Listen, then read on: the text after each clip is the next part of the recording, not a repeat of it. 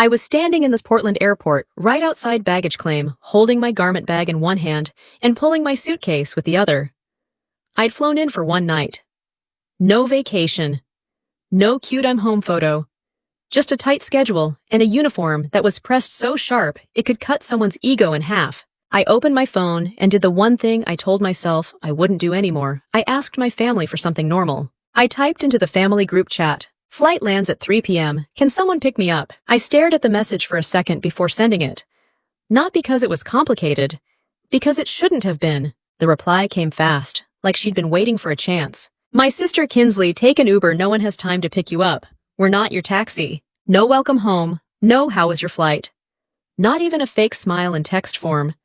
Just straight to the point, like I was some random coworker asking for a ride after a shift. A minute later, my mom joined in like it was her turn. "Mom, why didn't you plan better?" I let the phone sit in my palm while people moved around me with flowers, balloons, and big, loud airport reunions. You know the type. People hugging like they're starring in a commercial. Meanwhile, I'm standing there with a suitcase and a family chat that feels like a customer service line that's always closed. I typed back 2 words, "No worries," because what was I supposed to say? "Actually, Mom, I did plan. I planned to see if you'd act like you had a daughter for once." "Yeah, that would go over great." I slid my phone into my pocket and walked toward the rideshare pickup area. The air outside was cold and damp, classic Portland. I could smell wet pavement and coffee from somewhere nearby. Of course, even the city was like, "You're stressed. Here's caffeine in the air." My phone buzzed again. I didn't look. I already knew whatever came next would be some version of, "You're too sensitive," or "Stop being dramatic." I ordered an Uber. A gray Camry rolled up a few minutes later. The driver looked like he'd seen enough life to not ask dumb questions. Late 50s, calm eyes, ball cap, with a little stitched American flag on the side. He popped the trunk. I loaded my suitcase and slid into the back seat. He glanced at me through the rearview mirror. Then at the garment bag. "Military?" he asked. "Yeah." He nodded. "Navy?" "Yeah." No big reaction. No weird comments. Just a small nod like, "Got it. Respect." He pulled away from the airport, and the city started sliding past the windows. Wet streets, green trees, that gray sky that makes everyone in Portland either buy a hoodie or develop a personality. We drove in silence for a bit. The kind of silence that actually feels peaceful, because nobody's using it to punish you. Then he said, "You from here, born and raised, family picking you up." I let out a short laugh before I could stop myself. Not a cute laugh, more like the sound you make when something is so predictable it becomes funny again. "No," I said, "they're busy." He didn't push. He just nodded like he understood exactly what that meant. "Where you headed?" he asked. "Downtown," I said, "near the river." He adjusted the GPS and turned the radio down. Soft talk show. Nothing loud. The man was considerate in that quiet, normal way people don't appreciate until they grew up without it. I leaned my head against the window and watched Portland roll by. I hadn't been back in a while. Not because I hated the city. I actually like Portland. It's my family that makes it feel like walking into an old bruise. Most people think military life is all action and adrenaline and dramatic goodbyes. Here's the truth. A lot of it is paperwork early mornings and learning how to stay calm when everyone else is losing their minds. And you learn something else too. People show you exactly who they are when you ask for something small. Not money, not a huge favor, just a ride. Kinsley always acted like my existence was an inconvenience, like I was this extra responsibility nobody asked for.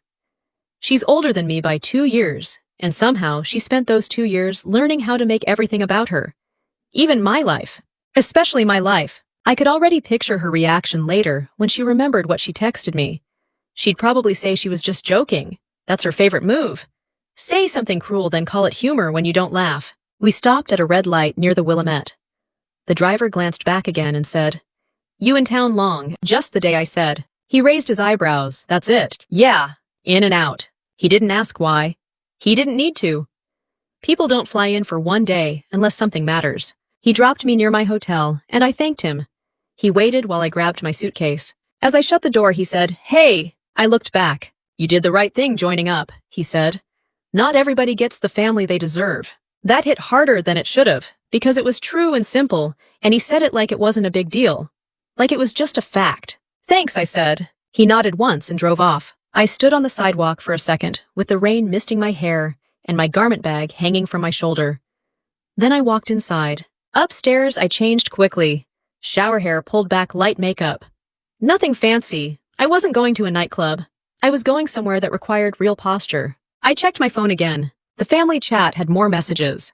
Not from Kinsley. From my mom, of course. Mom, are you there yet? Not are you okay? Not need anything. Just a status update. Like I'm a package. I didn't answer. Instead, I opened my calendar. The event details were right there. Location, time, the name of the public affairs contact. The reminder I set for myself weeks ago because, in my life, if I don't plan, nothing happens. I put my phone face down on the bed and took a breath. This night wasn't about proving anything to them. I wasn't doing this to impress my sister. But I wasn't going to pretend it didn't feel good, knowing that in a few hours, she was going to see my name somewhere she never expected. And the best part, she wasn't going to be able to rewrite it. I grabbed my coat, checked my uniform one more time, and headed for the door. The hallway smelled like hotel carpet and somebody's cheap cologne. The elevator took forever because of course it did. Outside, the rain had picked up a little, but not enough to ruin anything. Portland rain doesn't attack you. It just follows you around like it has questions. I walked to my car service pickup and gave the driver the address. As we pulled into traffic, my phone buzzed again. This time it wasn't my mom. It was Kinsley, and all she sent was one short line that made my mouth go completely dry. My thumb hovered over the screen, and I could feel my pulse jump even before I opened Kinsley's message. I didn't tap it right away. Not because I was scared. More like I was bracing myself for the same old nonsense. Kinsley had a talent for saying one sentence that could ruin your whole mood, then acting confused when you didn't thank her for the experience. I finally opened it. Kinsley. Don't show up looking all important. It's not that serious. I stared at the words until my eyes went unfocused. Not that serious. That's what she always said when something mattered to me. My goals, my work, anything that didn't orbit around her. If she couldn't be the main character, she tried to make the whole plot sound dumb. I locked my phone again and slid it back into my pocket. The car moved through wet traffic, and I watched taillights smear red across the rain-speckled window. The driver didn't talk. Thank God. I didn't need small talk. I needed patience. Because I knew exactly what Kinsley was doing. She wasn't just being rude. She was trying to set the tone. She wanted me to walk into whatever building I was walking into tonight, already shrinking myself. That trick worked for most of my life. Portland was where Kinsley learned she could say things like that and get away with it. Because my parents let her. No, that's too polite. They trained her. Growing up, there were 2 daughters in our house, but it never felt like we were being raised in the same family. Kinsley was the one they bragged about. I was the one they worried about. And by worried about, I mean they acted like I was an ongoing inconvenience that never learned to behave. Kinsley would walk into a room, and my mom's face would soften automatically, like her whole nervous system relaxed. When I walked in, it was like somebody had handed her a to-do list. Did you finish your homework? Why is your room a mess? Try to be more like your sister. That last one was basically a slogan in our house. If my parents had printed it on a mug, at least it would have been honest. I remember my 10th birthday like it was a little documentary my brain refuses to delete. It was February in Portland, which means the sky was gray and wet, and acting like that's a personality. I woke up excited anyway, because kids are optimistic for no reason. I ran downstairs expecting at least a happy birthday. The kitchen smelled like coffee. My mom was in her scrubs moving fast because she had a shift. My dad was behind the newspaper, and Kinsley was already dressed for dance class, twirling in front of the hallway mirror. Nobody looked at me. I stood there for a beat, waiting for someone to go, surprise. Nothing. I finally said quiet.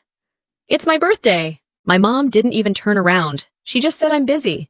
We'll do something this weekend. That weekend never happened. No cake, no candles, no card, nothing.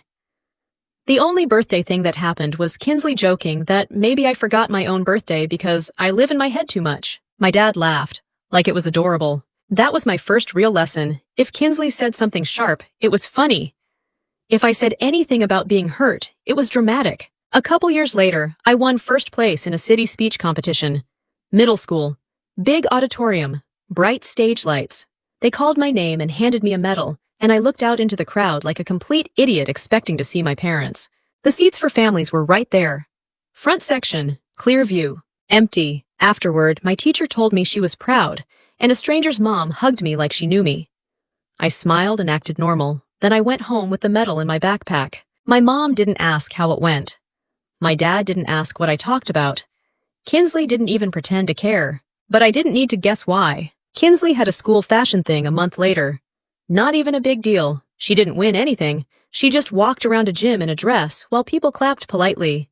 My parents treated it like the Oscars. They took pictures, they posted them. My mom bought her a new sewing machine because she's serious about this. That phrase always came out when it was about Kinsley. She's serious. She's talented. She has potential. When it was me, the phrases were different. She's independent. She doesn't need much. She'll figure it out. That last one sounded supportive if you didn't know what it meant in our family. It meant, don't ask us. When Kinsley turned 16, my parents bought her a car. Brand new. Not a luxury one, but still. New paint, clean seats, and that smell that tells you someone else paid for your freedom. They gave it to her in the driveway and took a bunch of pictures like they were gifting her the keys to the city. My mom cried. And actual tears, like Kinsley had just cured a disease. I was 17. I had a job at a coffee shop before school, and another job in the evenings stocking shelves at a grocery store. I asked my dad if I could get help buying a used car so I could work more shifts and save for after graduation. He didn't even look up from his plate. He just said, if you want a car, earn it. So I did. I saved for months and bought a beat-up used car with peeling paint and a ripped back seat. When I pulled into the driveway, the first time I felt proud. Not because it was fancy, because it was mine. Kinsley looked through the living room window and said loud enough for me to hear, "That looks like a delivery car." My mom laughed. My dad said, "At least it runs." That was their version of encouragement. Later, college application season came, and I thought maybe, just maybe, this would be the moment that changed everything. I worked hard. I kept my grades up. I stayed out of trouble. I did everything you're supposed to do when you want adults to take you seriously. I got accepted into a good school with a strong financial package. I wasn't asking for a handout. I just needed a little help with living expenses and books. I sat at the kitchen table and brought it up carefully. My dad's answer was instant. "You already got money. We're saving for Kinsley. She wants to go to fashion school in New York." Kinsley smiled like she'd just won something. Like my future was a budget line item she beat me on. That was the moment I stopped negotiating for love. I didn't make a scene. I didn't slam a door. I just nodded and went back to my room. And in my head, something clicked into place.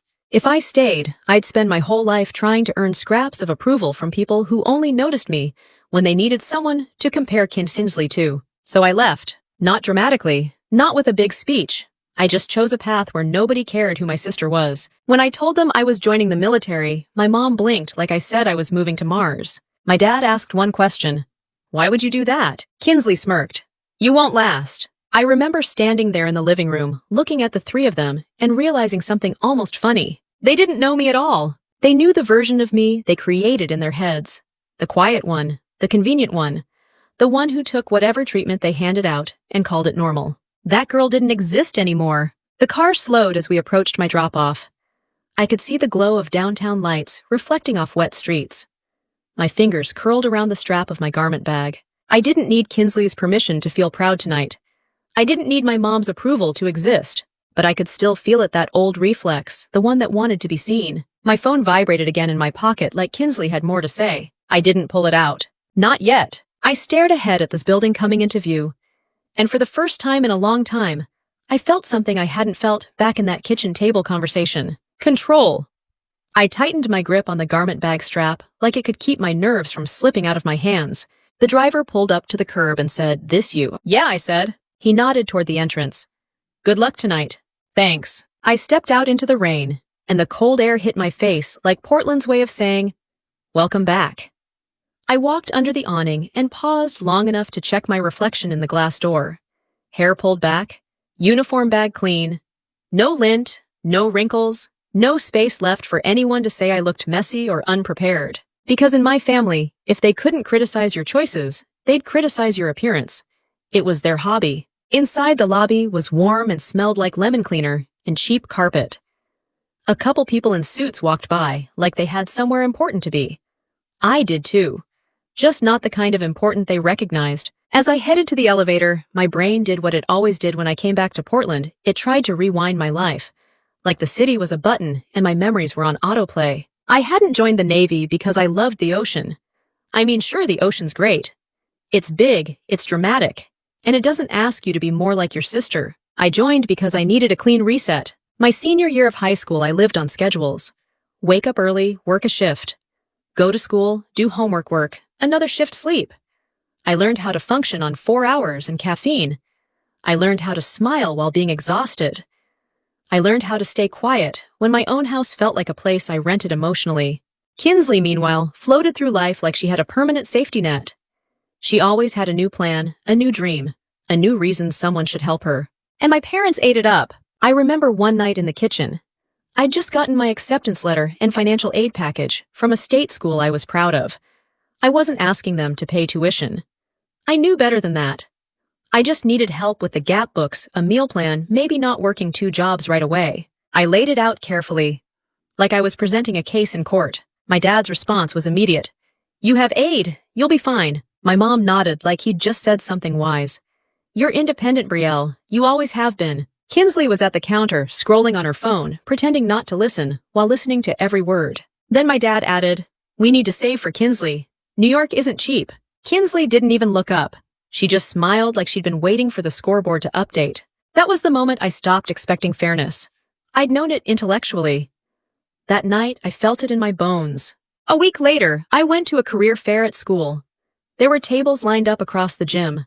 Local businesses, community colleges, trade programs, and one Navy recruiter standing there with brochures that looked like they had been designed by someone who thought bold meant all caps. I didn't walk over right away. I watched from a distance. Other kids went up, asked questions, laughed, walked away with pens and stickers. Then I noticed something. Every person who approached that table was treated the same. Nobody asked who their parents were. Nobody cared if their sister was the favorite. Nobody was grading them on vibes. They asked, "What do you want to do, and can you meet the standard?" That was it. So I walked up. The recruiter was a petty officer with a buzz cut and a calm face. He asked what I liked in school. I told him I liked structure. I liked systems. I liked knowing what was expected. He nodded like he'd heard that before. We talked for 20 minutes. He explained the basics, commitment training opportunities, benefits, travel, education. He didn't promise me glory. He didn't make it sound like a movie. He made it sound like work, which is exactly what I wanted. I went home and didn't tell my family right away. I sat with the idea for days. I read everything. I looked up jobs. I watched videos that weren't recruitment ads, the real ones. People talking about long days and loud chiefs and missing holidays. It still sounded better than begging my own parents to care. When I finally told them, it was at dinner. Because of course it was. My family loved dropping emotional bombs over casseroles. "I'm enlisting in the Navy," I said, keeping my voice steady. The fork stopped halfway to my mom's mouth. My dad looked up like he'd just heard a weird noise outside. Kinsley actually laughed. A quick little snort like I'd made a joke. My mom blinked. "Why?" I didn't say the real answer. I didn't say, "Because I'm tired of being invisible in my own house." Because you only call me independent when you want to justify not helping me. Because I can't breathe here. Instead, I said I want stability. I want to build something. My dad stared at me for a long second, then said, "You know that's hard, right?" "Yes," I said. Kinsley leaned back in her chair, smug as ever. "You won't last. You hate being uncomfortable." That was funny, coming from someone whose idea of hardship was running out of oat milk. My mom tried to soften it. "Maybe you should just go to school like normal people." I looked at her. Normal people get support. Silence. My dad cleared his throat like he wanted to end the conversation before it got messy. "Do what you want. You're grown." That was the closest thing to encouragement I was going to get. Do what you want. Translation. Don't expect us to show up for it. A month later, I went to MEPS. I sat in a room full of strangers, filling out paperwork, getting poked and prodded, taking tests, waiting for my name to be called.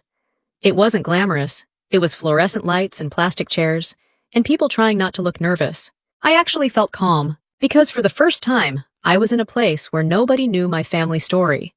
I was just Brielle, a person making a choice. On the day I shipped out, I packed my bag and walked downstairs. My mom was already in her work uniform. My dad was watching the news. Kinsley was on the couch, scrolling. I stood there with my bag waiting for some kind of moment. A hug? We're proud.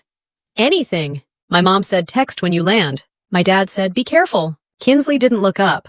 "Don't call crying in a week." That was it. No send-off, no photo, no dramatic goodbye. I walked out of the house into the wet Portland morning and realized something as the door clicked shut behind me. It hurt, but it also freed me. Because if they weren't coming with me, then I didn't have to carry their expectations either. Boot camp was brutal. I'm not going to pretend it was inspiring music and motivational speeches. It was early mornings getting yelled at for breathing wrong and learning how to move fast even when your body wants to quit. But every time I thought about giving up, I pictured my sister's face when she said, "You won't last." And I kept going. Not for revenge, not yet. More like stubborn survival. I finished training. I earned my place. I learned how to speak with confidence, even when my voice wanted to shake. I learned that discipline doesn't care about your feelings. It cares about your choices. And while I was learning all of that, my family stayed exactly the same. They didn't write letters. They didn't visit. They didn't suddenly wake up and realize they had another daughter worth knowing. They just waited. And the weirdest part is I stopped needing them to change. The elevator dinged in the hotel lobby and the doors opened. I stepped in and watched my reflection in the metal wall. I looked different than the girl who left Portland years ago. Not because of the uniform bag in my hand, because of what it took to earn it. My phone buzzed again. This time I pulled it out, not because I hoped it was an apology, because I was ready for whatever Kinsley thought she could throw at me next. I stared at my phone in the elevator and felt that old urge to respond fast, like I still owed my sister an explanation for existing. Kinsley had sent another message. "Kinsley, seriously, don't act like some hero. Nobody cares." I read it twice, then did something that would have shocked teenage me. I didn't answer. The elevator doors opened. I stepped out on my floor, walked down the hallway, and slid the keycard into my room, like Kinsley's opinion didn't even weigh an ounce. That took practice, years of practice, because when I first joined, I was still carrying my family around in my head like a bad soundtrack. Every time someone raised their voice, my brain heard my dad's disappointment. Every time someone laughed, I heard Kinsley. Boot camp fixed that, not gently, more like with a hammer. People love to ask what boot camp is like, and I can always tell who wants the truth and who wants the movie version. The movie version is dramatic speeches and instant friendships and one perfect slow-motion graduation shot.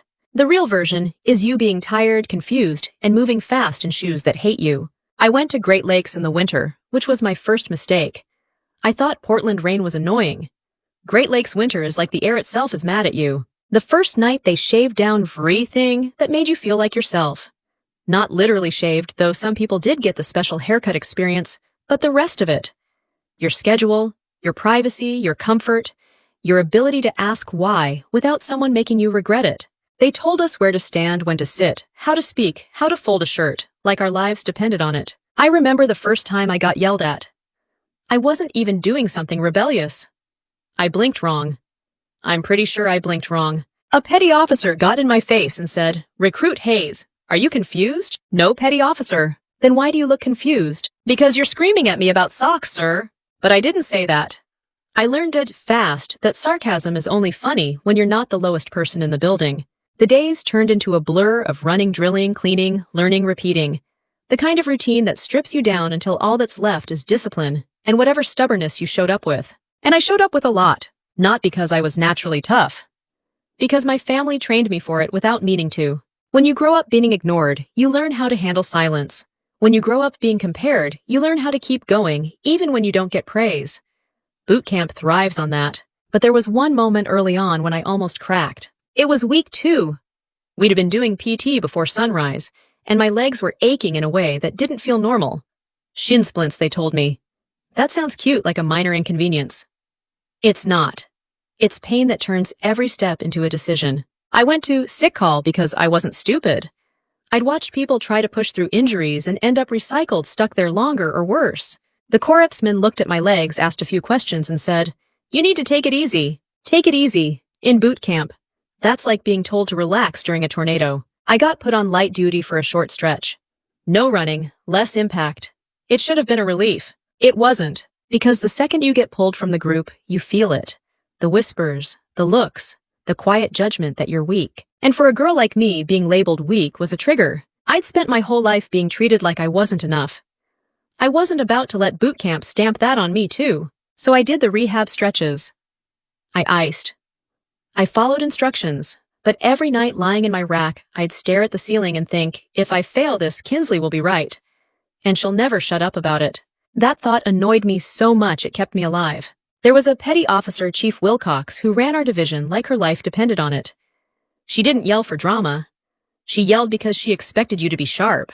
And if you weren't, she made you sharp. One afternoon, after I'd been limping through drills, trying not to show it, she called me out. "Recruit Hayes, front and center." My stomach dropped. Everyone watched. I marched up, heart pounding. "Yes, Chief?" She looked me up and down, then said quietly, "Your legs hurt." I hesitated. Boot camp teaches you to say as little as possible, but lying to a chief is a dumb hobby. "Yes, Chief." She nodded. "You think you're the only one who's ever been injured?" "No, Chief." "You think pushing through pain makes you strong?" I didn't answer fast enough, and she tilted her head like she could see straight through me. She said, "Let me tell you what strong looks like.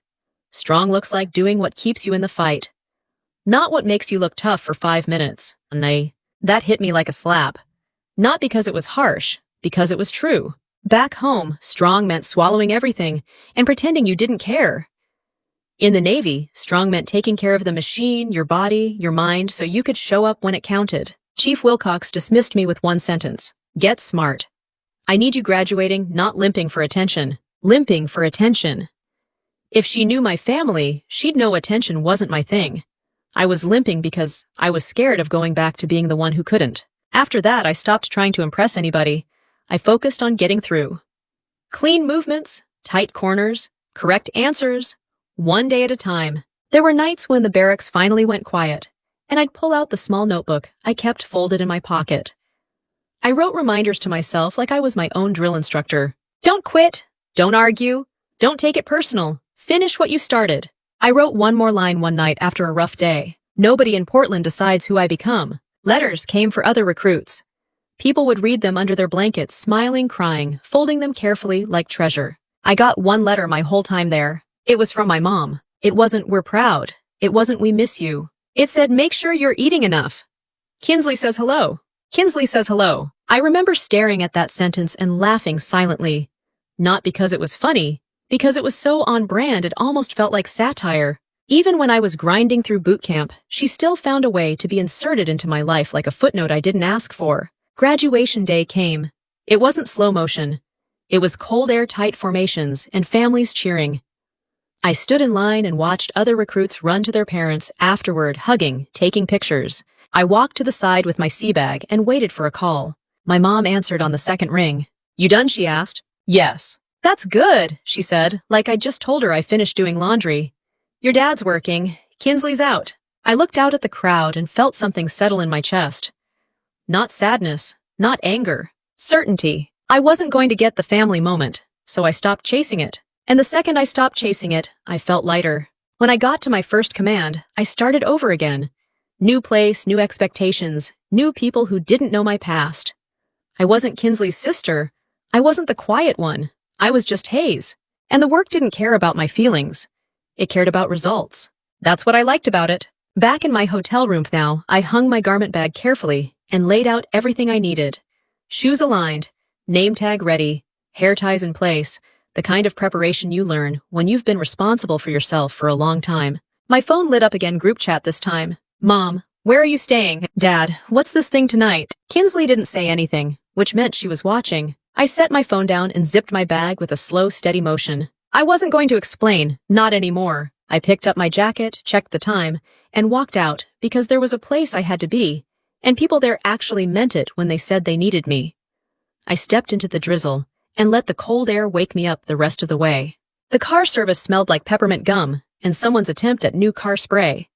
The driver asked for the address, I gave it, and we rolled into Portland traffic like we had all the time in the world. I didn't, but I wasn't rushing either. Rushing is how you make mistakes, and in the Navy, mistakes don't just hurt your pride. They hurt schedules, people, missions, and sometimes careers.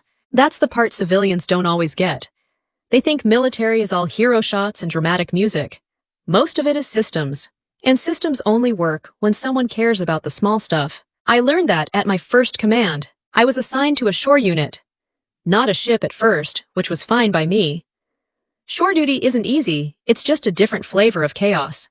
You still show up early, you still get chewed out, and you still learn fast that "not my job" is a sentence that will follow you around like a bad smell. My rate put me in operations support and logistics coordination. Translation: I handled the kind of work nobody notices until it's wrong. Parts requests, training schedules, movement of gear, coordinating between departments that all think they're the main character.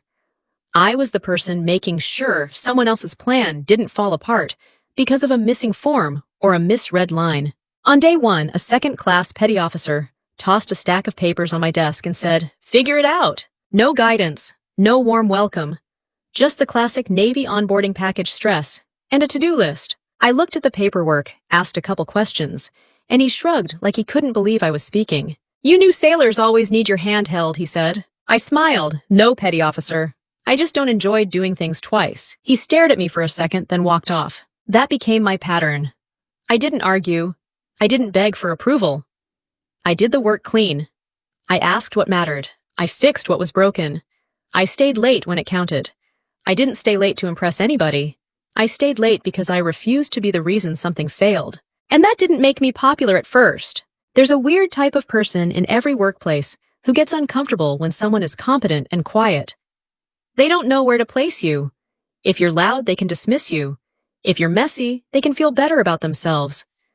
If you're steady, they have to deal with the fact that you might actually be good. I was steady. The first few months, I got the jobs nobody wanted, the last-minute stuff, the paperwork that had been sitting for weeks, the mistakes other people made that magically became my problem. I wasn't naive. I knew they were testing me.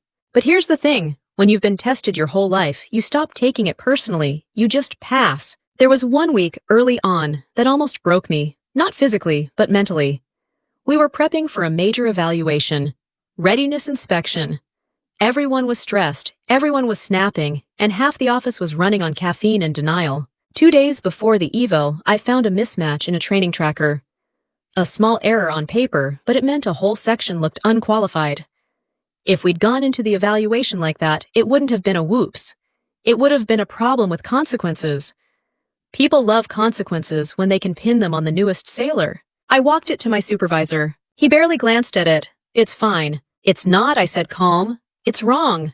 If we don't fix it, it flags." He sighed like I was annoying him on purpose. "Do you have proof?" I didn't argue. I went back to my desk, pulled the training logs, cross-checked names, pulled the sign-in sheets, and highlighted the exact mismatch. Then I walked back and put it on his desk like I was delivering evidence. He stared at it longer this time. Then he said, "Fix it." No apology, no thank you, just an order. So I fixed it.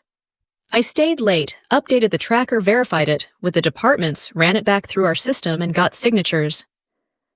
By the time I left, the building was basically empty, and the cleaning crew was looking at me like I lived there. The evaluation went well. Our department got praised for being organized. My supervisor took the compliment like he personally invented organization. Afterward, he walked by my desk, stopped, and said, "Good catch." That was it. 2 words. But in the Navy, that's basically a love letter. The next week, people started coming to me instead of going around me. Not because they suddenly liked me, because they trusted me.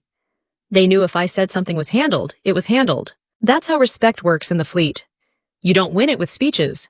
You win it by being the person who doesn't fall apart when the room gets loud. Around that time, I started using tuition assistants to take online classes. Nothing fancy. Just chipping away at credits between duty days and regular work. Indeed. The funny part was, my family didn't even understand what I did. When I called home, my mom would ask, "So are you on a ship?" "No," I'd say. "Oh," she'd respond immediately, less interested as it, like the Navy only counts if there's a dramatic wave behind you. My dad would ask, "Is it dangerous?" "Not like that," I'd say. Kinsley would jump in with her favorite line, "So you're basically a secretary." That one used to sting. Then I realized it said more about her than me. She thought anything behind the scenes didn't matter because she only valued things people clap for. I valued results, and results started stacking up. I got qualified on systems quickly. I got trusted with bigger coordination tasks. I became the one junior sailors came to when they didn't want to get embarrassed asking someone else. I wasn't warm and fuzzy about it.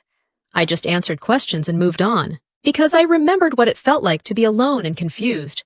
And I refused to recreate that for someone else. That's another thing boot camp taught me. You can be tough without being cruel. Then came the day things got real. We were supporting a high-tempo operation window. Lots of moving parts, people coming and going. Gear needing to be in the right place at the right time. Paperwork needing to match reality. Because reality doesn't care what your spreadsheet says. A department head sent over an urgent request late in the afternoon. The kind of request where the subject line is all caps, and you can practically hear them yelling through the email. We didn't have what they asked for in the timeline they wanted. If we missed the window, it wouldn't just be a delay.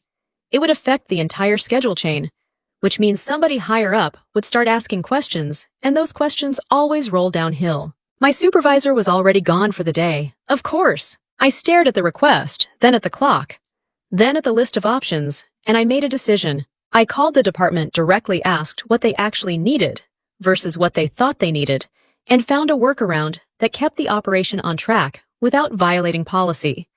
Then, I documented everything so nobody could pretend it didn't happen. It wasn't glamorous. No one cheered, but it worked. The next morning, the department head showed up at our office. I expected a complaint. Instead, he looked at me and said, "You the one who handled that request last night?" "Yes, Senior Chief." He nodded once. "Good job. That could have turned into a mess." My coworker next to me widened his eyes, like he couldn't believe someone just praised me out loud. I kept my face neutral, but inside I felt something shift. Because that wasn't just nice, that was proof. Proof that I belonged here. Proof that I wasn't surviving anymore. I was contributing. My phone buzzed again in my pocket, and I already knew what it was before I looked. A message from Kinsley, no doubt, with another comment about how nobody cares. I didn't check it. I had more important things to focus on now, because when your name starts getting noticed for the right reasons, people start watching you in ways you don't expect. I left my phone face down on my desk, like it was radioactive. Because if I looked at Kinsley's message right then, I'd either get annoyed or get distracted, and distraction is expensive in my line of work. Expensive like everyone remembers your name for the wrong reason. Instead, I pulled up at the task tracker, grabbed a pen, and started mapping out what needed to happen next. The thing people misunderstand about operations is they think it's just planning, like it's a cute little calendar job. It's not. Operations is where small mistakes become big problems. And big problems don't show up with a warning label. They show up when you're already behind. A few months after that last-minute request, our unit got word we'd be supporting a real-world mission tempo. Not a training exercise. Not a drill. A time-sensitive support operation tied to a larger effort. I can't get into every detail, and honestly, I don't need to. What matters is this. A lot of people were counting on us to do our job clean. We had movement schedules, gear coordination checklists, and enough emails to make you question whether humanity peaked before Outlook was invented. The first day the tempo ramped up, I could feel the shift in the building. You know it when everyone stops joking. The hallways get quieter. People walk faster. Chiefs stop smiling.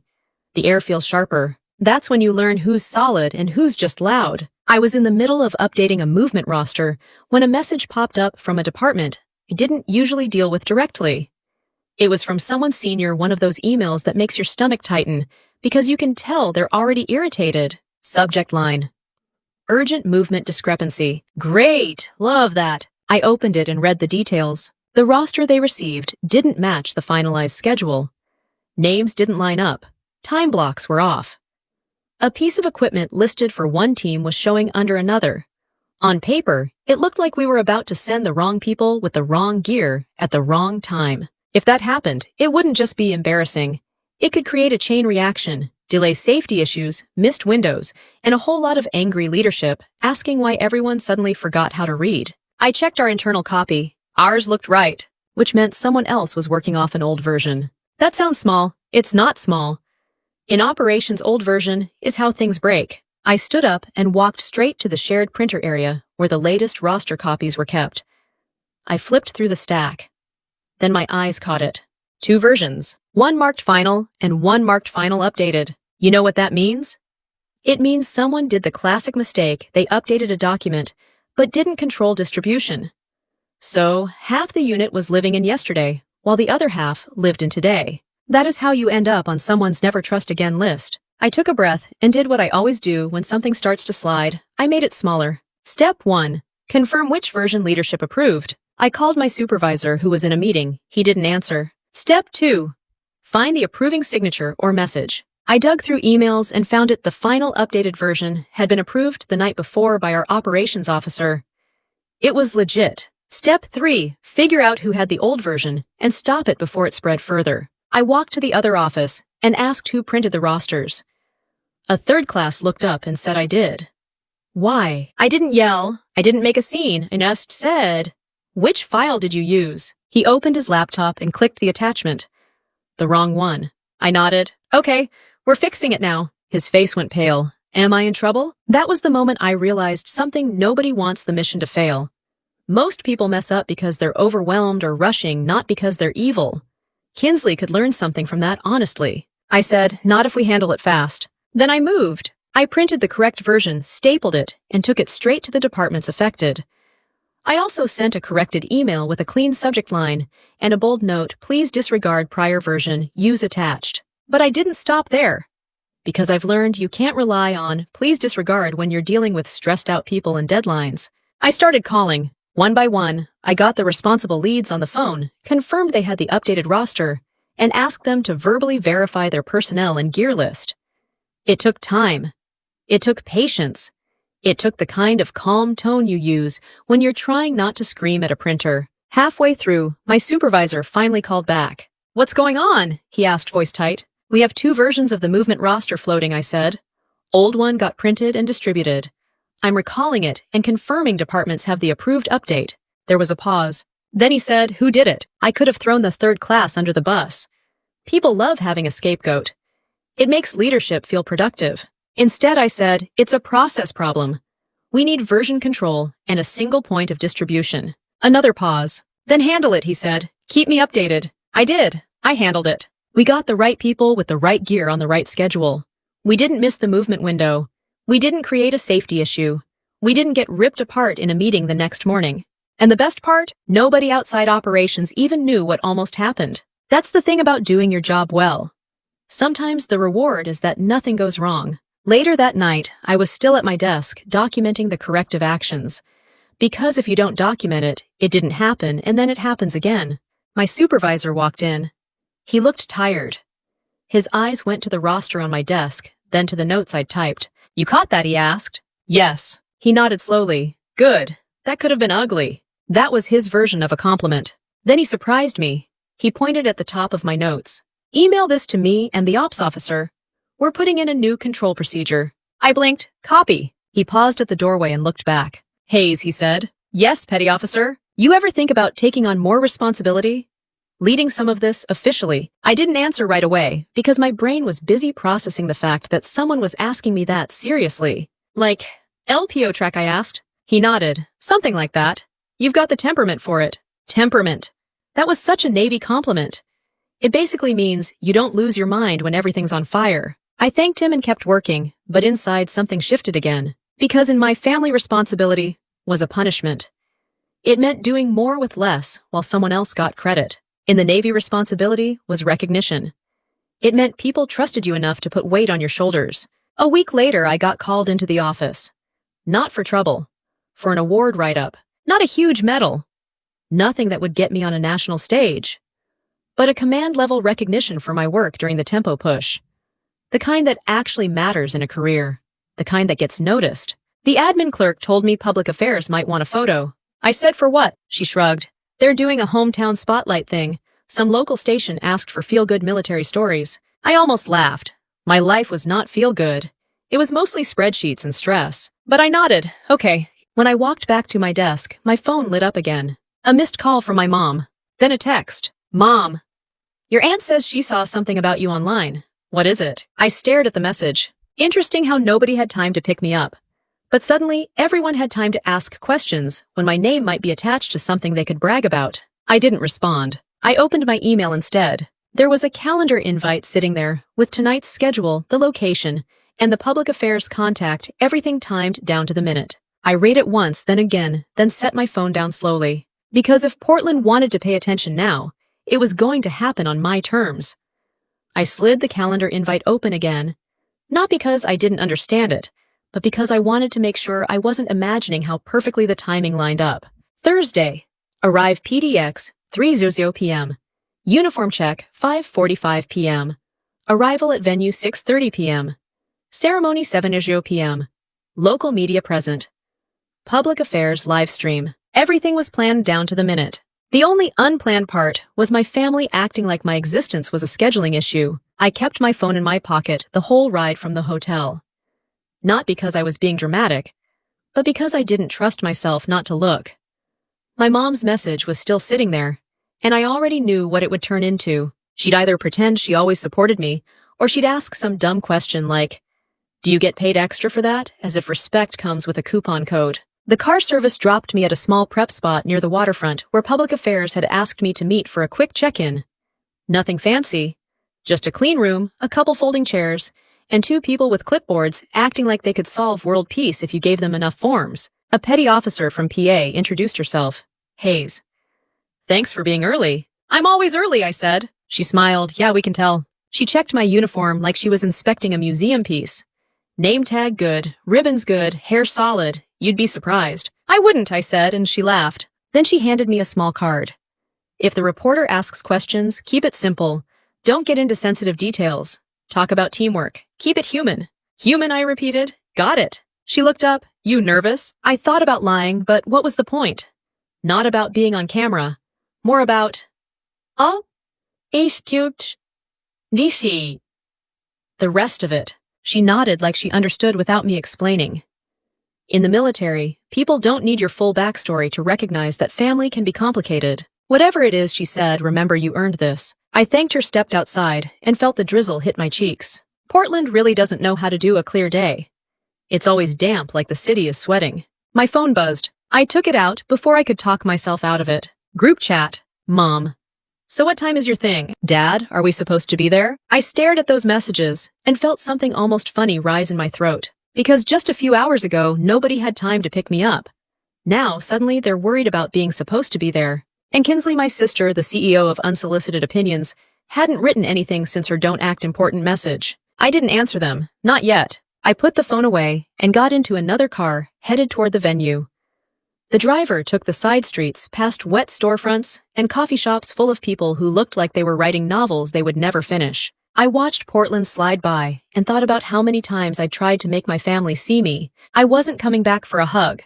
I wasn't coming back for a cake. I wasn't even coming back for an apology. I'd outgrown waiting for those things. I was here because my command had scheduled this. Public affairs had lined up local media, and my job was to show up looking sharp and say the right words. That's it. And if my family happened to see me on TV later, that was just bonus. The car pulled into a lot near the venue, an armory-style community space where they held joint event ceremonies and those hometown recognition nights that mix uniforms with local officials and folding chairs. It wasn't a movie set. It was real. Fluorescent lights, polished floors, flags in the corners, and enough metal chairs to make your back regret being born. I stepped out and immediately heard the low hum of people arriving. Boots on the floor, murmurs, the clink of a microphone being tested. A petty officer at the door checked my name and waved me through. "They're setting up in the back." I walked down a hallway and found a small staging area where a few other service members were adjusting collars and fixing ribbons. Everyone looked serious in that quiet way people do when the moment actually matters. I checked myself one more time in a mirror. Not because I was vain. Because I've learned that if you give people even one tiny thing to criticize, they'll grab it like it's free food. And my family especially loved a free meal. My phone buzzed again. This time it was Kinsley. "Kinsley, are you really doing some ceremony thing? Like on TV?" I stared at her message. So she knew. Of course she knew. Someone told her, or she went digging, or she suddenly cared because there was a camera involved. I typed a response, then erased it. I could have said, "Yes, and you could have picked me up." I could have said, "You mocked me at 3 p.m., and now you're curious." Instead, I wrote 2 words. "Yeah, tonight." Then I set my phone down like it didn't matter. A PA rep walked in and clapped once, getting everyone's attention. "Okay, 15 minutes. Livestream goes live a few minutes before. If a reporter pulls you aside, keep it short and clean. Remember teamwork, community service. Service. That word used to make me think of sacrifice in a dramatic way. Now it just meant showing up, doing your job, and not making it about your ego. I took a breath, rolled my shoulders back, and stepped toward the side of the main hall. The room was filling up. Local officials in suits, a couple reporters with cameras, some families of other service members, people I didn't know and would never see again. The kind of crowd that claps because they actually appreciate the uniform, not because they're obligated. The stage area was simple. Podium, flag, screen behind it ready to display names and photos. I caught a glimpse of the screen tech running a test slide. There it was, Brielle Hayes. Last name in all caps, because the military loves to make everything look like a shipping label. Seeing my name like that bright on the screen did something to me. Not in a dramatic tears in my eyes way, in a practical way, like a reminder. This was real. This was happening, whether my family showed up or not. I scanned the audience without thinking and felt that familiar tiny sting. I didn't see them. No mom, no dad, no Kinsley. Not surprising, but still, it hit. Then I remembered the group chat, the airport, take an Uber, the way Kinsley wrote it like I was a burden. And weirdly, that sting turned into calm, because now I knew something for sure. Tonight wasn't about them. I took my seat with the other service members near the front. The MC stepped up, tapped the mic, and the room quieted. The camera light clicked on. Someone in the back lifted a phone on a tripod for the live stream. The MC smiled that practiced public smile. Good evening, everyone. Thank you for coming out to honor the men and women who've served our community and our country. As he spoke, my phone buzzed one more time. A new message in the group chat. Mom, we turned on the news. Which channel is it on? I didn't answer. I didn't even pick up the phone. I sat up straighter, fixed my gaze forward, and listened as the first names were announced. Awards recognitions, short bios, each one met with polite applause. My palms were dry, my breathing steady. I kept my expression neutral because that's what the uniform teaches you. Then the MC paused and looked down at the card in his hand. And next he said, we have a sailor whose work behind the scenes made all the difference when the pressure was on. I felt every sound in the room sharpen chairs, shifting people, leaning forward, the camera adjusting focus, while my name sat right there on that screen, waiting for the moment it became impossible to ignore. I kept my hands flat on my knees so nobody could see how tightly my fingers wanted to curl. The MC's voice was steady, polished. He had the kind of tone that made every sentence sound important, even when he was reading off a card printed on cheap paper. And next, he said again, we're recognizing a sailor whose attention to detail and leadership under pressure helped keep a critical operation on track. He glanced up, smiling like he already knew the punchline. Petty Officer Brielle Hayes. For half a second, the room didn't react, because people always take a beat to match the name on the page to the person in the chair. Then the applause started. It wasn't a roaring stadium sound. It was real applause. The kind you get from people who don't know you personally, but respect the work. I stood up, walked toward the stage, and kept my face calm. That was the whole point. You don't walk up like you're surprised. You walk up like you belong there because you do. The camera light felt warm on my cheek. I could hear the click of a photographer's shutter, the soft whir of a video camera adjusting. On the screen behind the podium, my name sat in big block letters. Brielle Hayes. And under it, a photo Public Affairs had taken earlier. Me in uniform, nothing dramatic. Just a straight-on shot that said, yes, I am here, and yes, this is real. The MC shook my hand and handed me a plaque. It wasn't a trophy. It wasn't some giant check. It was a simple recognition, official and clean, the kind that mattered in a career because it went in your record and people remembered it. He leaned toward the mic. This sailor's work helped identify and correct a roster discrepancy that could have caused delays and major issues across multiple teams. She didn't just catch it. She took ownership, coordinated the fix, and prevented a chain reaction. I heard a couple murmurs from the audience. People love chain reaction stories. They make it sound like you stopped a train with your bare hands. The truth was less cinematic. The truth was I did my job when someone else could have shrugged and said, not my problem. But that's what makes you useful. You don't wait for permission to care. The MC handed me the microphone. I took it and looked out over the room. Faces in rows, a few other service members sitting upright. Local officials smiling. Reporters watching like they were trying to decide if I looked inspiring enough. And in the back, a phone on a tripod streaming it all live. I didn't look for my parents. I didn't look for Kinsley. I didn't want to give them that space in my head in the one moment that was mine. I kept it simple. Thank you, I said. I appreciate the recognition. What I did wasn't a solo thing. It was teamwork. We all rely on each other to get it right, especially when the pressure's high. I'm grateful to my leaders and my team for trusting me with responsibility. Then, because I'm not a robot, and I'm not going to pretend my life didn't shape me, I added one more line. Just one, clean and sharp. And to anyone who's ever been told they don't matter, I'm here to tell you, do the work anyway. That got a bigger reaction. People like that line. It lands because it's true, and it doesn't sound like a speechwriter touched it. I handed the mic back, shook the MC's hand again, and walked off stage. As soon as I sat back down, my pocket vibrated like my phone was trying to escape. I didn't look right away. I let it buzz, let it ring, let it do whatever it needed to do. Because for once I wasn't reacting, I was choosing. The ceremony moved on, more names, more applause, more plaques. I listened, clapped when it was appropriate, stayed present. It's easy to get tunnel vision and act like you're the only person doing something hard. That's not how the military works. Plenty of people in that room had done things I'd never want to do. When the event wrapped up, public affairs pulled me aside for a quick photo with a local official. Nothing fancy, just a handshake and a smile. A reporter asked, "What does it feel like to be honored in your hometown?" I almost laughed. Hometown. Like the town itself hugged me. I said, "It feels good to represent where I'm from." Portland made me tough. That was true in a way the reporter didn't understand. After the photos, I stepped out into the hallway and finally checked my phone. It was chaos. Missed calls. Group chat notifications. Texts from numbers I hadn't saved. My aunt. A cousin I barely knew. An old neighbor. Then I saw the ones that mattered because they were the ones that were always quiet until there was something to gain. Mom. "Oh my God, we just saw you on TV. Mom, Brielle, call me right now. Dad, are you free? Call us, Dad." We didn't know. Kinsley. Just 3 dots. No words. No joke. No sarcastic comment. For Kinsley, that was like seeing a unicorn. I stared at the typing bubble, waiting for her to do what she always did, spin it down, play it. Make it about her. Nothing came. The 3 dots disappeared, then nothing again. I felt a small, sharp satisfaction. Not the kind where you feel proud of being petty, but the kind where you finally see proof that a person can't always control the story. Kinsley couldn't laugh this off. She couldn't call it not that serious. Not when the whole city could click on a clip and see my name. I didn't respond to anyone. Not my mom, not my dad, not my aunt, and definitely not Kinsley. I wasn't trying to punish them. I just wasn't willing to reward that behavior with immediate access to me. Back in the hotel, I took off my shoes and put the plaque on the desk without ceremony.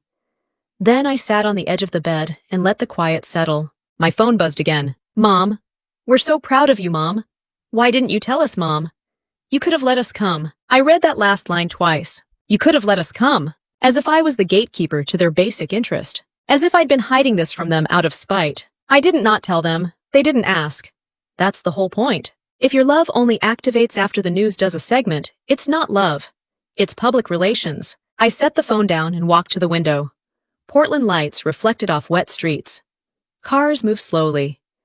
People lived their normal lives. Somewhere out there, my family was probably sitting in the living room, replaying the clip on their phone, trying to rewrite the past in their heads. Trying to figure out how to speak to me now that I had something they could brag about. I wasn't naive. I knew what usually comes next in families like mine. First there's shock, then there's pride, then there's a request. I didn't know exactly what they'd ask for this time, but I had a pretty good guess it wouldn't start with, "We're sorry." My phone buzzed again, a direct call now. I watched it ring until it stopped. Then another call came in immediately, like my mother believed persistence could replace accountability. I let it ring too. I didn't feel guilty. I felt calm. Calm like I'd finally put down a weight I'd been carrying since I was 10. A few minutes later, a new message popped up from my dad. "Dad, let's meet tomorrow just to talk. Just to talk." In my family, just to talk usually meant we want something, but we're going to warm you up first. I didn't answer. I picked up the plaque again, turned it over in my hands, and read the engraved text, like I was checking it was still real. Then I put it back down and started getting ready for bed. Not because I was done thinking, but because I'd learned something in the Navy: you rest when you can, because you never know when you'll need your energy. And I had a feeling I was going to need mine soon. My phone buzzed one more time. This time it wasn't my mom. It was Kinsley. And this time she finally sent actual words. I picked up my phone like it weighed more than it should. Kinsley's message was short, which is how you know it wasn't written for kindness. Kinsley never did kindness in full sentences. "Kinsley, so, you got paid for that, right?" I stared at it, then laughed once out loud alone in my hotel room. Not because it was funny, because it was so perfectly her that it almost felt scripted. I didn't respond. I set the phone down, turned off the lamp, and forced myself to sleep. Not the best sleep, but enough. The next morning, I woke up to Portland rain tapping the window like it had an opinion. I got dressed in regular clothes, packed my uniform carefully, and checked out of the hotel. I had a flight later that afternoon. I also had a choice. I could ignore my family completely and leave town like a ghost, Or I could meet them once in a controlled way and say what needed to be said so they couldn't keep circling back with the same nonsense. I chose the second one, not because they deserved it, because I did. We agreed on a public place near the waterfront. One of those Portland coffee shops where everyone looks like they's either writing a screenplay or recovering from one. Plenty of people around, plenty of exits. No chance of a dramatic scene in my parents' living room with old family photos judging me from the walls. I got there early. Of course I did. I sat at a table near the window, ordered black coffee, and kept my phone face down again. A habit now. A boundary with a screen. When they walked in, I felt it immediately, the way their energy filled the room like they owned it. My mom spotted me first. She smiled too big, like she was trying to make up for years in one facial expression. "There she is," she said, voice bright. My dad followed behind her, stiff and formal, like he was walking into a job interview. And Kinsley looked different. Not in a good way. In a she didn't sleep because she was busy panicking way. Hair done but not relaxed. Eyes moving too fast. That forced smile people wear when they're about to ask you for something and they're hoping you don't notice. They slid into the chairs like we were a normal family meeting for brunch. My mom reached across the table, tried to touch my hand. I didn't pull away dramatically. I just shifted my coffee cup slightly enough to create space without a scene. She pretended not to notice. "We're so proud of you," she said quickly. "We had no idea. You looked amazing. Amazing, like I was a dress she found on sale." My dad nodded. "Yeah, good job." Kinsley didn't compliment me. She just stared at my face like she was comparing it to the clip in her head. I waited. I didn't jump in with gratitude. I didn't fill the silence. Because I've learned something important about people who avoid accountability. If you stay quiet long enough, they'll reveal the real reason they came. My mom cleared her throat. "Oh, We wanted to talk about last night." I nodded. "Okay." She rushed forward. "We didn't mean it the way it sounded." I raised an eyebrow. "Which part? Take an Uber or no one has time?" My mom's cheeks flushed. "Brielle." My dad leaned in slightly, as if he could smooth this over with tone alone. "We were busy. That's all." Kinsley rolled her eyes. "Oh my God. You're still stuck on that?" There it was. The reflex. Mock first, minimize second. I looked at her. Calm. "Yeah, I'm still stuck on being treated like a burden." Kinsley huffed. "I was joking." "No," I said, still calm. "You were comfortable." That landed. I could tell because she went quiet, and Kinsley never goes quiet unless she's losing control of the conversation. My mom jumped in fast, trying to change direction, like she was swerving around a pothole. We didn't know you were doing something that big." "It wasn't big enough to ask about," I said. "But it was big enough to watch on TV." My dad shifted in his chair, looking annoyed now. He hated when I spoke in complete sentences. He sighed. "Look, you're doing well. That's what matters." I nodded once. "Sure." Then my mom leaned forward, voice softening in that fake, gentle way she used whenever she wanted something. "Sweetheart, did you get a bonus for that recognition?" And there it was. "Not. Are you okay?" "Not. Did we hurt you?" "Not. We're sorry." "Money." My stomach didn't drop. I didn't feel surprised. I felt almost impressed by how quickly they got there, like they couldn't even pretend for 10 full minutes. Before I could answer, my dad added, "Yeah, how does that work? Do they pay you extra, like a cash award?" Kinsley finally spoke, trying to sound casual. "Or do you get, like, a check? Because people were saying online you probably got paid." People were saying online. I took a slow sip of coffee and let the silence stretch. Not as punishment, as reality. Then I said no. "It's not a game show. I didn't win a pile of money on stage." My mom blinked. "But you got something right." "I got a plaque and official recognition," I said. "The kind that helps my career. That's it." My dad frowned. "So no money." I stared at him. "That's what you're focused on." He spread his hands like I was the unreasonable one. "I'm just asking." Kinsley leaned in now, her voice dropping. "Okay, but you do make good money now, right? With the Navy, and you're getting benefits and all that." I didn't answer that, because the number wasn't the point. The point was, they were treating my life like a resource. My mom's tone got even softer, which is always a sign she's about to make a request. "You know, your sister's been trying to get her boutique off the ground. She's been working really hard." I almost choked. Kinsley working really hard. That was new. My dad jumped in. "She just needs a little help. Just some startup money." "Not a lot. Enough to cover rent for a space inventory marketing. You're in a position now." Kinsley sat back, pretending she wasn't listening closely, but her eyes were locked on me. "I set my cup down, so that's why you're here." My mom gave a quick, nervous laugh. We're here because we're family. We support each other. I nodded slowly. Interesting, because when I needed support, you told me to take an Uber. My dad's jaw tightened. You're holding a grudge. I'm holding a memory, I said. There's a difference. Kinsley scoffed. Oh my God, you always do this. You always make everything about how you're the victim. I looked at her and felt something click into place with total clarity. Kinsley wasn't mad that I was upset. She was mad that I wasn't easy anymore. I leaned back in my chair and kept my voice level. You don't get to mock me at 3 p.m. and claim me at 10 p.m. My mom's face froze. My dad looked like he wanted to interrupt, but he didn't. Kinsley's eyes narrowed. What does that even mean? It means, I said, you don't get to treat me like I'm inconvenient when I need something small. Then show up the moment you think there's money or attention attached to my name. My mom reached for my hand again, and this time I didn't move the cup.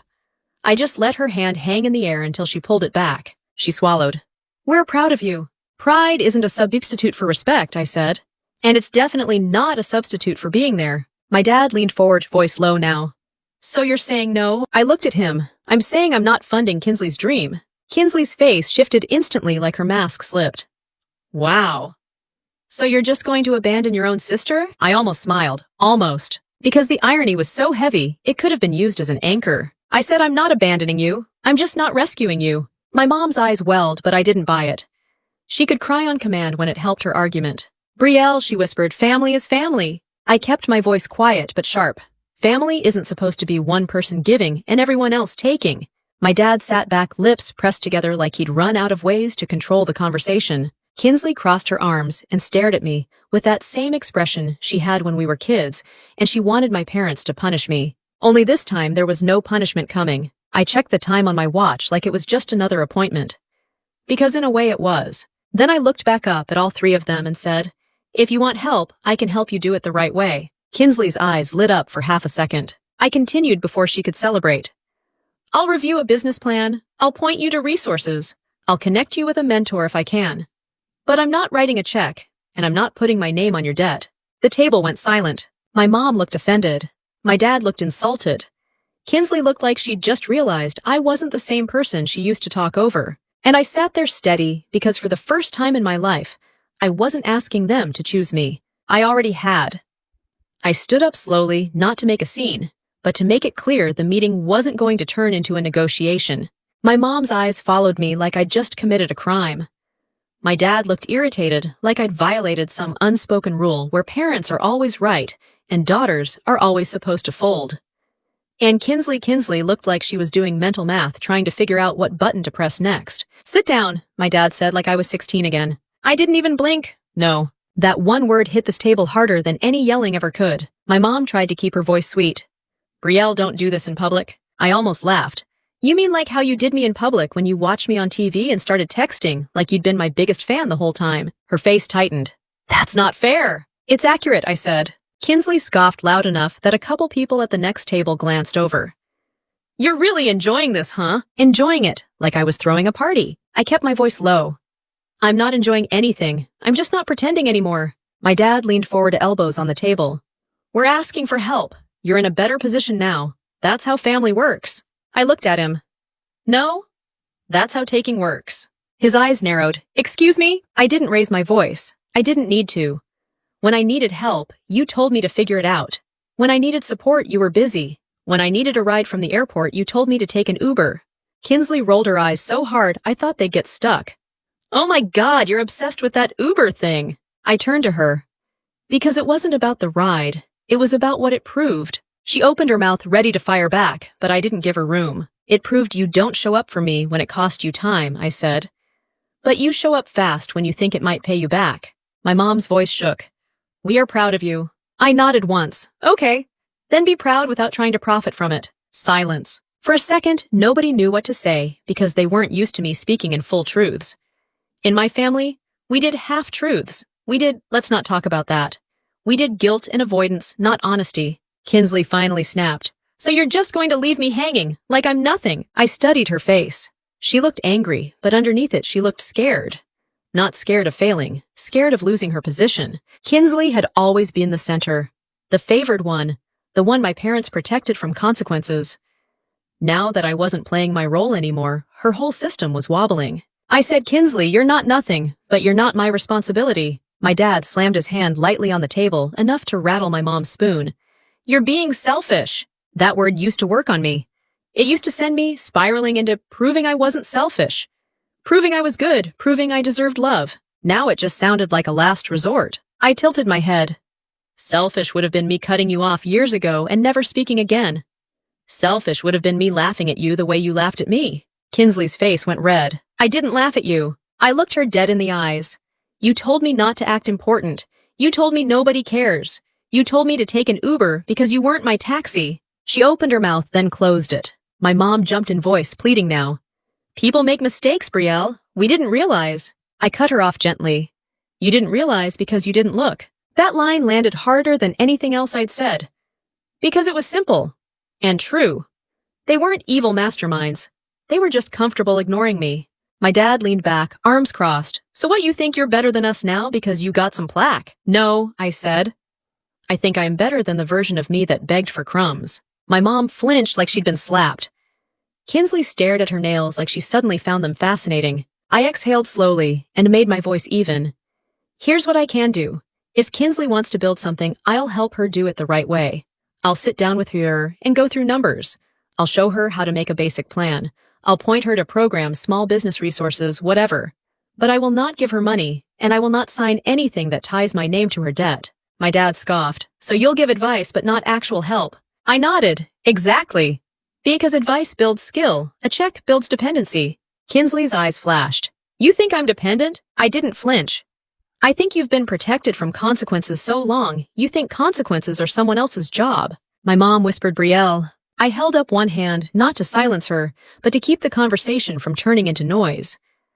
I'm not saying this to hurt you. I'm saying it because I'm done living in a system where my success becomes your safety net. My dad stood up too, pushing his chair back. Unbelievable. He looked around the coffee shop like he wanted witnesses, like public shame was going to scare me into changing my mind. Nobody cared. It was Portland. Half the people in there were wearing headphones and ignoring their own lives. My mom stood adjusting her purse strap with trembling hands. I can't believe you're doing this. I looked at her. You didn't believe in me when it mattered. Now you believe in me because the news did. That one made her eyes water again. She pressed her lips tight, like she was trying not to cry and not to yell at the same time. Kinsley stayed seated, arms crossed, jaw tight. Then she said quietly, So that's it. You're just cutting us off. I shook my head. No, I'm setting rules. My dad laughed bitterly. Rules. Listen to you. I kept my tone calm. If you want a relationship with me, it's going to be based on respect. Not guilt. Not favors. Not showing up when you want something. My mom's voice was small. We're your parents. And I'm your daughter, I said. Not your emergency fund. That was the moment my dad stopped looking angry and started looking unsure. Like he suddenly realized he didn't have a move left that would work. He grabbed his coat, muttered something under his breath, and started walking toward the door. My mom hesitated, torn between following him and trying one more emotional tactic. Kinsley finally stood slow, like she hated giving up the chair. As she passed me, she said low enough that my parents wouldn't hear. You really think you're so tough now? I met her eyes. I am tough. I had to be. You made sure of it. Her face twitched. She wanted to say something mean, something that would put me back in the old place, but she didn't. She just walked out. I stayed standing for a moment, then sat back down and picked up my coffee. It was cold now. Of course it was. Everything always goes cold at the wrong time. I took a sip anyway. I wasn't shaking, I wasn't crying, I wasn't even angry. I felt clear, because here's the truth. I didn't join the Navy to become a headline. I joined because I needed to build a life that didn't depend on whether my family approved of me. And I did. I left some cash on the table for my coffee and walked out into the rain. Portland air hit my face again, damp and sharp, and I pulled my coat tighter. On the sidewalk, my phone buzzed. I thought it was my mom, or my dad, or Kinsley trying one more time to twist the knife. It wasn't. It was a message from Chief Wilcox, the same chief who once told me, strong looks like staying in the fight. Chief Wilcox. You handled that hometown event well. When you get back, come see me. We're talking about your next step. I stared at the text for a second, then slipped my phone back into my pocket and started walking, letting the rain dot my sleeves like punctuation. I had a flight to catch, a career to keep building, and a life that finally felt like it belonged to me. If you've lived through family drama like this, if you've ever been the afterthought in your own house, remember this? You don't owe anyone access to you just because they share your last name. In the military, you learn that trust is earned, not demanded. Family should work the same way. Boundaries aren't revenge, they're self-respect. And sometimes the best ending to a family revenge story isn't payback. It's choosing a life where their approval isn't the prize anymore. If you want more family revenge stories with real military life and real consequences, subscribe to the channel. I keep these stories honest, sharp, and worth your time. Sharp and worth your time. Sharp and worth your time. Sharp and worth your time. Sharp and worth your time. Sharp and worth your time.